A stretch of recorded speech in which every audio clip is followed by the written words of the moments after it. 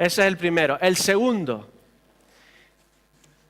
el que plantea la gran pregunta aquí, ¿cómo heredaremos la vida eterna?, es un abogado, era un jurista de la época. Ellos eran los picapleitos, los que en cualquier circunstancia pues analizaban qué es lo que decía la ley. Su ley civil, penal, estaba toda escrita en el Antiguo Testamento y ellos, además de ser los teólogos, eran los juristas de la época. Y este abogado, este jurista, fue a por lana y terminó trasquilado. Va a probar a Jesús y termina siendo probado por él. Y esto es uno de los elementos que más disfrutarían las personas de la época, ver cómo Jesús trataba a este hombre. Pero la verdad es que todos los que estaban ahí escuchando, al final también serían probados y se quedarían preguntándose: ¿habré hecho yo lo suficiente para heredar la vida eterna? ¿Estoy en la posición adecuada para heredar la vida eterna? Y al final es una pregunta que todos nos hacemos y por la que todos estamos siendo probados. ¿Cómo heredaremos la vida eterna? ¿Heredaremos la vida eterna? Lo llama maestro y comienza y le dice: maestro. Pero la verdad es que no venía a aprender del maestro, venía a probarlo. Y es curioso que la mayoría de las personas que se acercan a la Biblia o se acercan a Dios, en realidad no vienen a aprender, vienen a probar y decirle a Dios: si fuese realmente Dios, así es como me tendrías que tratar y así es como tendrías que hacer las cosas. Y esta es la actitud de este hombre. Pero bueno, al final todos tenemos que hacer la gran pregunta: ¿haciendo qué heredaré la vida eterna? La pregunta está en presente continuo. ¿Qué cosa tengo que hacer continuamente para heredar la vida eterna? Y Jesús no le responde sino con otra pregunta. Le dice: bueno, ¿tú no eres el experto? ¿Tú no eres intérprete de la ley? Para ser intérprete de la ley y ser reconocido como tal en Israel tenía que ser una persona destacada, una persona notoria. Y él, ante la audiencia, se ve con la obligación de contestar y de decir su mejor respuesta. Él dijo: amarás al Señor tu Dios con todo tu corazón y con toda tu alma, con todas tus fuerzas y con toda tu mente, y al prójimo como a ti mismo. Y Jesús le responde: bien has dicho, haz esto y vivirás. Jesús mismo en Mateo 22, 40 dice que el resumen de toda la ley, de todo el Antiguo Testamento, de la ley y los profetas, depende de estos dos: de amar a Dios con todo tu ser y al prójimo como a ti mismo. Es que está claro, hay un montón de leyes en el Antiguo Testamento, pero si tú amas a Dios sobre todas las cosas, ya estás haciendo lo adecuado, ya estás respetando las cosas que Dios quiere. Y si amas a los demás, por lo tanto, como a ti mismo, no vas a matarlo, no vas a robarle, no vas a codiciar lo que tiene, etcétera, etcétera. O sea que es el resumen perfecto de toda la ley y los profetas. Pero, claro, este jurista se ve con necesidad de autojustificarse. Dice el versículo 29 que se necesitaba autojustificar. ¿Por qué? Porque en su propia respuesta se había dado cuenta de que estaba condenado. No necesitas justificarte si no te sientes condenado por algo. ¿Quién realmente puede amar a Dios sobre todas las cosas, con toda tu alma, con todo tu corazón, con toda tu mente, con todo tu ser, con todos tus pensamientos? ¿Quién puede tener a Dios como lo máximo en sus pensamientos, como el objeto máximo de su placer y su gozo, como buscar su presencia como máxima aspiración, ser la devoción de toda tu vida? ¿Alguien puede vivir así?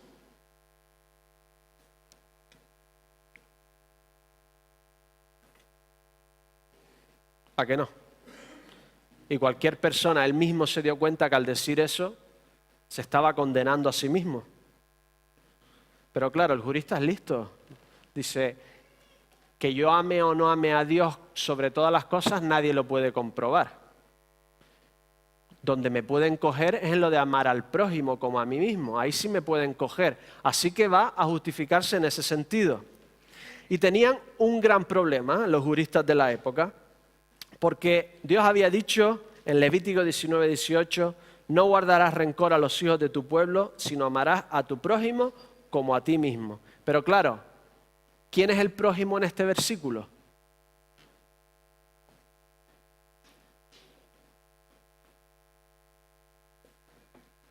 Los de su pueblo, los que no son de su pueblo, no son prójimos. Por lo tanto, no tengo que amar a los romanos que nos están ocupando, no tengo que amar a los samaritanos que nos han traicionado, se alegraron cuando conquistaron Jerusalén y se mezclaron con paganos. Solo tengo que amar los que son exactamente igual que yo. ¿A qué eso es más fácil? ¿A qué es más fácil amar al que es casi como tú?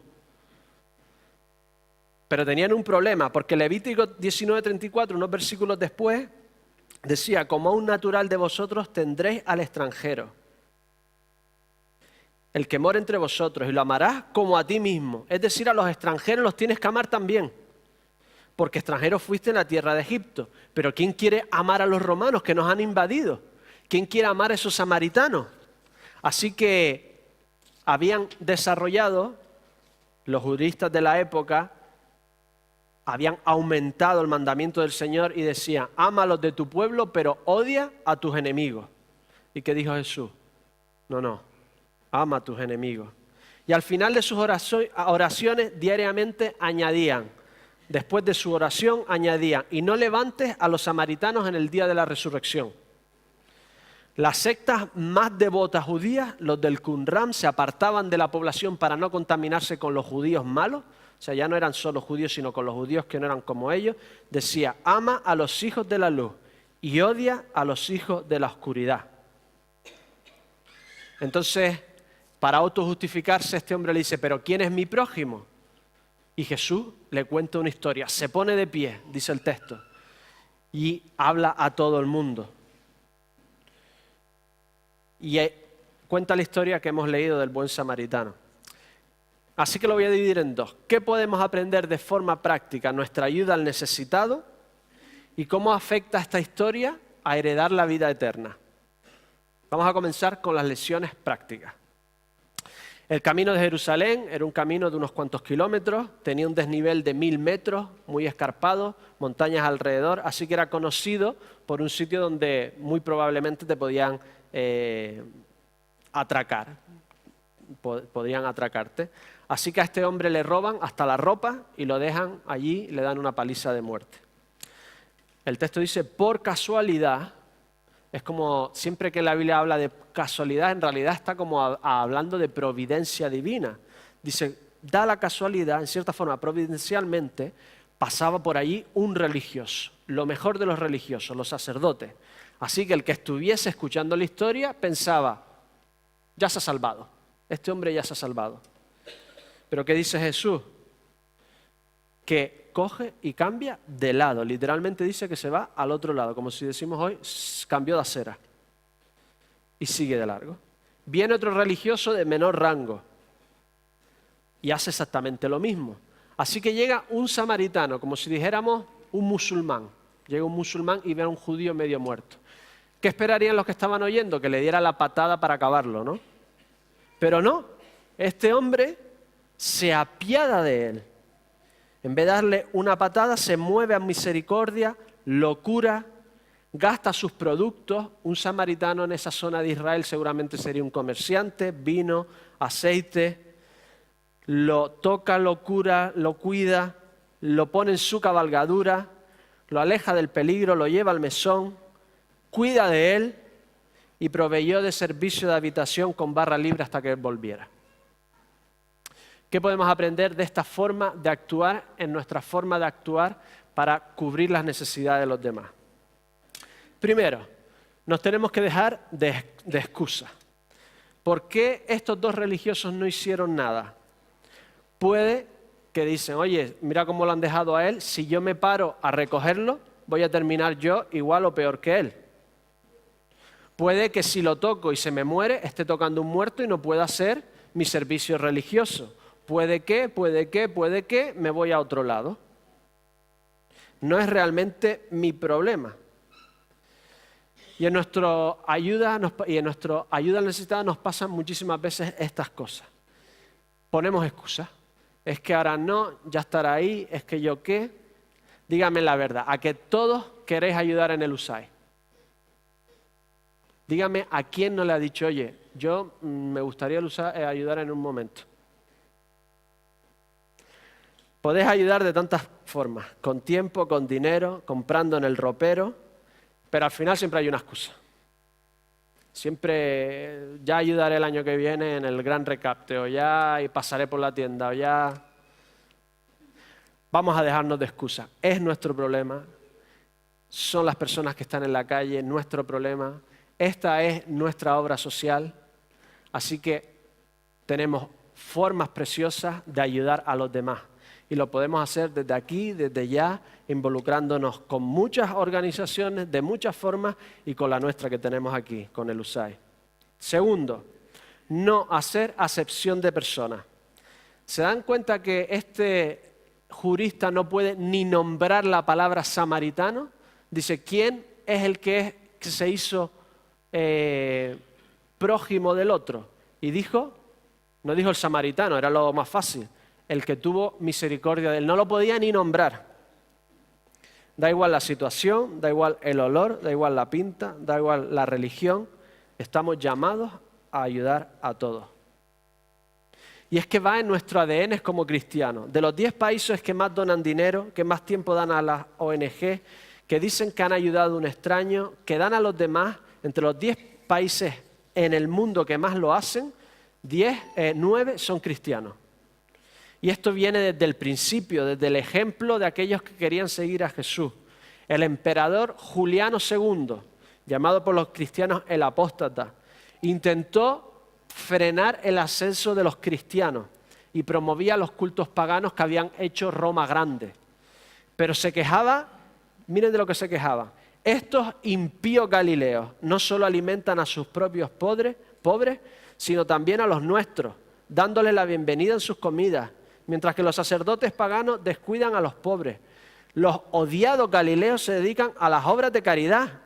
Mira sus fiestas de amor y sus mesas abiertas para los indigentes.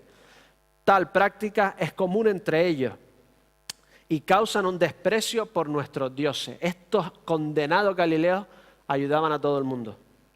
El USAID, el año pasado, 538 personas ayudadas, 213 familias, de los que ellos eran 22% españoles, 29% de Marruecos, 25% de Senegal. No hay acepción de personas, no se hace acepción por color, olor o tradición o religión. 262 servicios de ducha e higiene. El USAID es un ejemplo de amor de Dios a toda lengua, raza y nación. Y todos podemos ser parte de ello.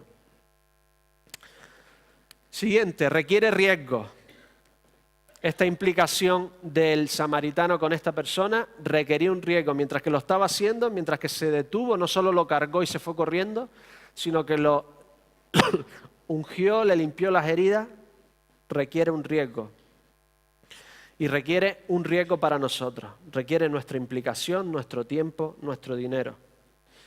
Y requiere una gran implicación. Este hombre lo cura, lo carga, lo saca del peligro, lo cuida, tiene un contacto directo y provee 2 denarios, probablemente, dicen los expertos, para unas 2 semanas en una posada. Requiere estar ahí.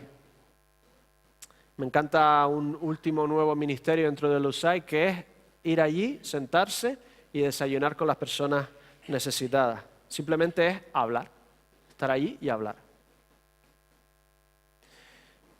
Requiere riesgo, requiere implicación y también podemos aprender de que lo que tenemos que hacer es suplir verdaderas necesidades. ¿Os dais cuenta que ese hombre de verdad necesitaba ayuda? Estaba medio muerto, no se podía ayudar a sí mismo. Así que tenemos que ser inteligentes y ayudar a aquellos que realmente necesitan ayuda. Si ayudamos a alguien que podría ayudarse a sí mismo, no lo estamos ayudando, lo estamos haciendo un vago, lo estamos haciendo una persona que no luche por salir hacia adelante. Y por eso me gusta el USAID, porque, oye, puedes engañarlo, pero cuando vas y pides ayuda necesitas llevar papeles, necesitas llevar certificados. Engañar, estoy seguro que a Margarita la han engañado muchas veces. Y Margarita también se ha dado cuenta después también, ¿no? Otros que no se han dado cuenta y otras que sí. La mayoría de la gente no va a engañar, la mayoría de la gente está necesitada. Pero puede colar, pero por lo menos pides los papeles, buscas, miras. ¿Quieres ayudar a personas que de verdad lo necesitan? Hazlo de forma inteligente, hazlo a través de asociaciones como LUSAID que requieren, que piden, que miran, intentar con los pocos recursos que tenemos, porque no son infinitos, ayudar a las personas que de verdad lo necesitan. Este samaritano ayudó a una persona con una necesidad real. El USAID el año pasado gastó 22.000 euros. 10.000 de ellos viene del convenio con el ayuntamiento. Es un dinero que es de todos nosotros, pero que nos confían a nosotros para ver las verdaderas necesidades de los demás. 3.200 en servicios de ducha e higiene. 10.000 en ayudas de alquiler. La casa, todos necesitamos casa. El USAID suple comida, ropa y vemos que mucha casa también, techo, ¿verdad? 9 ayudas para electricidad, agua. ¿Lo veis ahí? Lo ves ahí. Y todos podemos ayudar, a través de una asociación que intenta de la mejor forma posible ayudar a personas que realmente lo necesitan. ¿Qué más podemos aprender? Que solo podemos ayudar a aquellos que aceptan esta ayuda. Al cabo de unos días, este hombre saldría en sí, esperamos, o es lo que en cierta forma se intuye, que el proceso, y esta persona tiene que aceptar la provisión de este samaritano. ¿Saben qué decían un dicho de la época? Recibir pan de un samaritano es como comer churrasco de cerdo. No decían churrasco, solo he puesto yo para que lo entendamos. Decían piel de cerdo, ¿vale? Decían, es que ni siquiera cojas un trozo de pan de un samaritano, es peor que comerte piel de cerdo para un judío. Este hombre tiene que aceptar porque no le queda otra y tiene que aceptar la ayuda de esta persona. Muchas veces las personas necesitadas quieren que los ayudemos de la forma que ellos quieren, no de la forma que nosotros creemos que es mejor y que puede ayudarlos de verdad. Y tenemos que ser inteligentes, por eso tenemos trabajadores sociales y por eso estudian los casos, por eso los miran, porque hay personas que quieren ser ayudadas a su forma, no a la forma que realmente les va a ser de ayuda. Entonces nos tenemos que implicar, tenemos que asumir riesgos y tenemos que hacerlo de forma inteligente a personas que van a aceptar de una forma adecuada la ayuda que le podemos dar. Y por último, una ayuda, lo he dicho ya antes, pero lo recalco, inteligente. La ayuda tiene que ser inteligente. El samaritano ayuda lo que puede. Ves que después lo deja y se va. Si era un comerciante, oye, si ayudo a este, me quedo aquí, no vendo, ya no puedo ayudar a nadie más. Yo tengo mi propia familia, etcétera, etcétera. Él lo deja, lo ayuda, se implica, provee hasta el final del tratamiento, 2 semanas, y si se gasta más, yo vengo y lo pago. Lo deja al cuidado de una persona que lo puede cuidar y él sigue para adelante. Y esa es la ayuda que nosotros tenemos que dar. Ayudas en las que nosotros nos podemos implicar, podemos tener un trato directo, pero en la que nosotros podemos seguir ayudando a los nuestros. Tiene que ser una ayuda inteligente. Estaba en Tarragona y estoy en un coche, en mi coche con la familia y en una carretera, en un semáforo, unas 2 o 3 líneas en este lado y solo una línea para atrás y de repente miro el retrovisor y lo que veo, nunca pensé que vería eso en vivo y en directo, veo al conductor de atrás, hombre, haciéndose a la mujer, dándole puñetazos en la cara a la mujer. Yo me quedé, empiezo a apretar el claxon. Mi mujer se cree que yo le estoy pitando al delante, me salgo del coche, me agarra, me clava las uñas, yo tiro de ella, porque se cree que me iba a pelear con... La verdad es que nunca me he peleado con nadie, no es que fuese algo que ella decía. Me voy para atrás del coche, el hombre viene que voy hacia él, se queda como asombrado, empieza, no pasa nada, no pasa nada. Y yo le digo, venga, hazlo otra vez, atrévete, ven, pégame a mí, sal de ahí. Ya yo, es que como...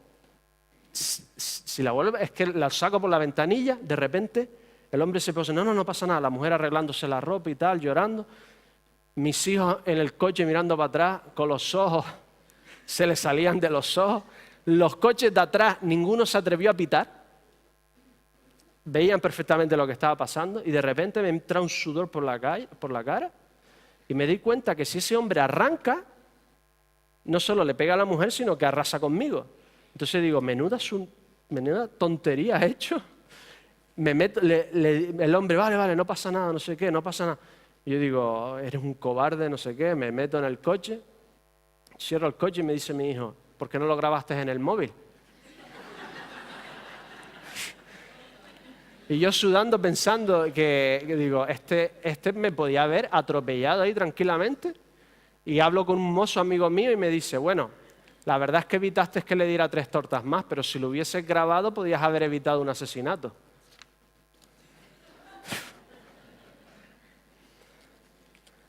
Una ayuda poco inteligente. Poner en riesgo mi vida. Me puse tan nervioso que ni cogí matrícula ni cogí nada. Él corrió, se metió en el otro carril y se fue. El buen samaritano más tonto del mundo.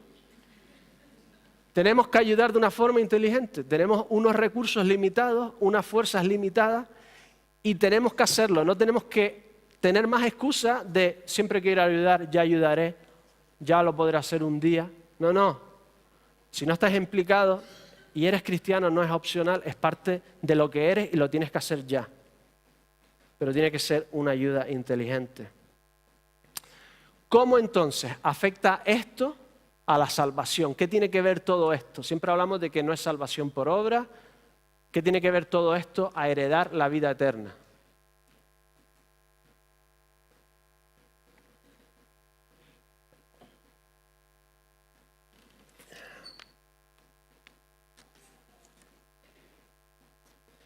Jesús se había hecho su enemigo religioso. ¿Por qué mataron a Jesús? Porque era su enemigo. Era su enemigo religioso. Capítulo 10, 18. Mira lo que dice Jesús. Vi caer a Satanás del cielo como un relámpago. O sea, yo estaba desde antes de que Satanás estuviese en la tierra y yo lo vi caer. Soy preexistente a este cuerpo. Jesús decía unas cosas. Versículo 10, 22. Nadie conoce al Padre sino por mí. Yo solo lo conozco. Ninguno de vosotros lo conocéis realmente. Soy el único que lo conoce. Nuestro enemigo, los judíos, este es nuestro enemigo religioso. ¿De qué está hablando este? 10:22.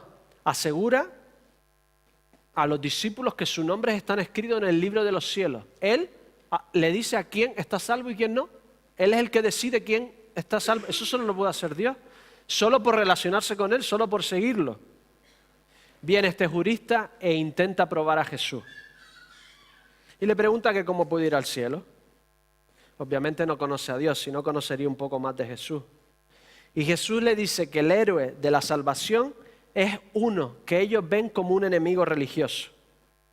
Es aquel que no es su prójimo, pero que se hace su prójimo.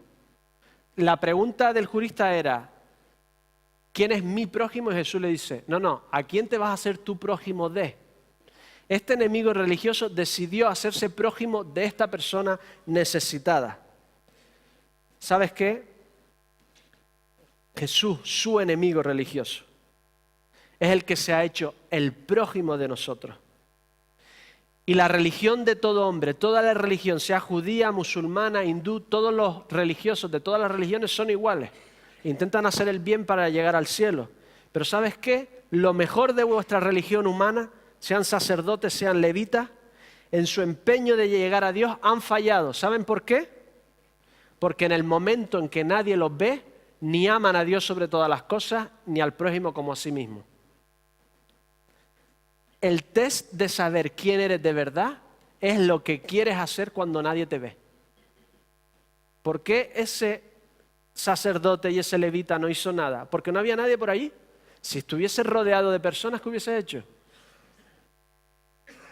¿Qué haces cuando nadie te ve? Y nadie de nosotros, nadie de este mundo, por mucha bondad que queramos hacer, en el momento en el que nadie nos ve, es Dios nuestro primer anhelo. Y el prójimo nuestro gran empuje en la vida. Somos nosotros mismos. Somos egoístas por naturaleza. Estamos totalmente desprovistos de ninguna capacidad de salvarnos a nosotros mismos y de cumplir la ley. Es decir, Dios ha provisto en nuestra incapacidad de cumplir la ley de alguien que tuviese misericordia de nosotros, que en nuestra perdición pudiese salvarnos y restaurarnos a una situación en la que nosotros no podíamos hacerlo solos. Y cuando tenemos al despreciado, que es Dios, se hace prójimo de nosotros haciéndose hombre y en nuestra condición perdida nos salva, nos cura, tiene misericordia de nosotros y provee para una salvación eterna. Entonces nosotros somos capaces de ayudar a los demás, de realmente tener la motivación adecuada de ayudar a los demás. Así que dejamos de preguntarnos quién es nuestro prójimo y decidimos a quién voy a ser yo prójimo, a quién voy a tener yo misericordia. Y ¿sabes qué? Si eres hijo de Dios, esto no es opcional. Una persona que ha recibido un favor inmerecido buscará a otros a los que favorecer de forma inmerecida. Y esto es fruto del amor de Dios en nuestras vidas. Termino con esto, Gálatas 5:22. Mas el fruto del Espíritu, leedlo conmigo, es amor, gozo, paz, paciencia, benignidad, bondad, fe, mansedumbre, templanza. Contra tales cosas no hay ley. Recibe la misericordia de Dios porque no hay otra forma de llegar a Él. Y comparte la misericordia de Dios porque no existe otra forma de vivir a Dios. Concluyo con estas palabras. Recibe la misericordia de Dios porque no hay otra forma de llegar a Él. Comparte la misericordia de Dios porque no existe otra forma de que Él viva en ti.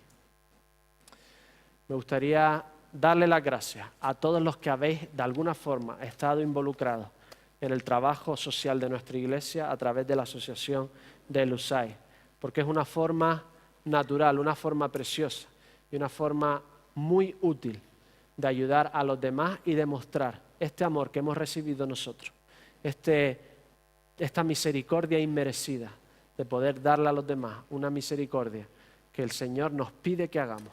Que el Señor os bendiga.